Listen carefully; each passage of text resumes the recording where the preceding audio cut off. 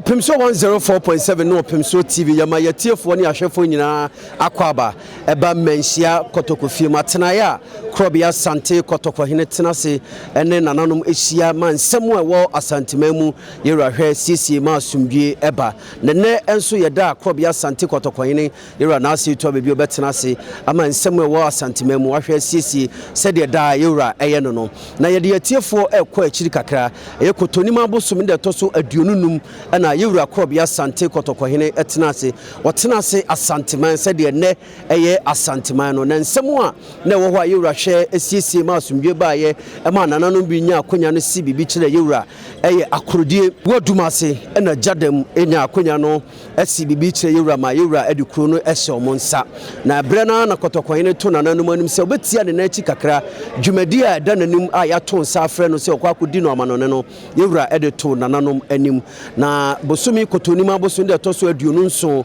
ana yewura etia ne na chi kopiem wo Poland na Poland no top charity art awards no yewura ekopiem ewo Poland dwumadi soronko a wagi animonyam ema Asanteman Ghana yewura fasa akonya no so ebo Ghana ho dawuro ede kire Poland man no se omomra na omo ne Ghana ayonkofo edo omo nchem no omombeye na nnwuma emra omanyimu ema Ghana ne Poland ayonkofo no emu entre kotokwa hini efiri wo no yewura de nani kire mu ewo Canada beyond the World Cup summit no yewura ekopiem wo Canada na dwumadi soronko yewura kodi wo ho no ehyen monyam ye papa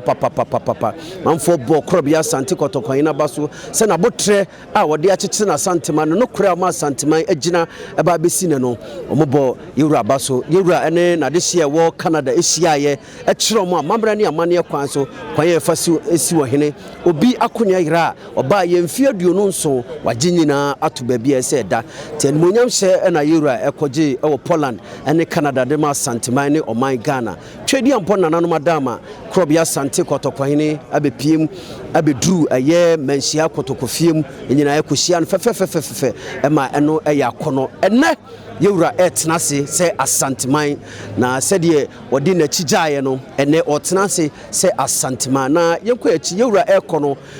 yenim se yewura tie ne na echi odi Asanteman ehye eye na amampon hene da sibre osebo nso toso miensa na yewura di Asanteman ehye ne nsa uba kumase a yewura di kumase ehye baafo bantema hene na enam se bibi nti baafo tie ne na echi na chamfo so na baafo ni wo hwe akire no chamfo so tie ne na echi nti yewura ekonifa amamra ne amane kwa so wahyeche ne ne ma fitititititi nifa so na nkaye na askore mampon hene na yewura di kumase hye ne nsa nanso ono okọ ne krechi no enyansi na namu nti yewura ema nkwanta kese hene se ohwe akire kopem se obeba na yewura etenase a na mampon hene ba beka yewura tie ne na echi de course wa Asanteman na nkwanta kese hene so abeka de course ewo kumase ye ka Asanteman a nananom man hene wo mantem dunsia no bono ahafo Eastern rara oti omunyina ka ho bi na ye Asanteman omunyina be hia mu manhia kotokofie mu ha na yewura nsem a bekoso no wahwe asiesie ama asumdua ba nananom binum so benya akonya no bibia mbobom a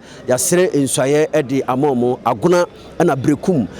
sema beto yewura nim no de nabotre ehwe asiesie na meka sei ye ma kwan ma brekum man hina ye benya no osu akire ne mpanifo ma ne mpanifo so osu akire ne ene ye be besere ensuaye ede amano obiri konfo anochi ene aguna ono so bibia mbobom a ene ye besere ensuaye ede amayem de konfo anochi ayama Asanteman enim do ayama krobia sante kotokwa hene tene ono so akonya no beba manase bibi akire yewura nti Opemsuo radio no Opemsuo TV ye wo manhia kotokofiem se de da ye de ebremu no enne so de betofom bia bema yatiefo ene yahwefo enso ehu de ekoso e wo manhia kotokofiem ye frem Fridu Ajiman Opemsuo radio Opemsuo TV dwumadi ye frem na adomankomasem frijuada ekosi fiada no pa no nso ekosi nondu me na medi dwumadi no ho chia me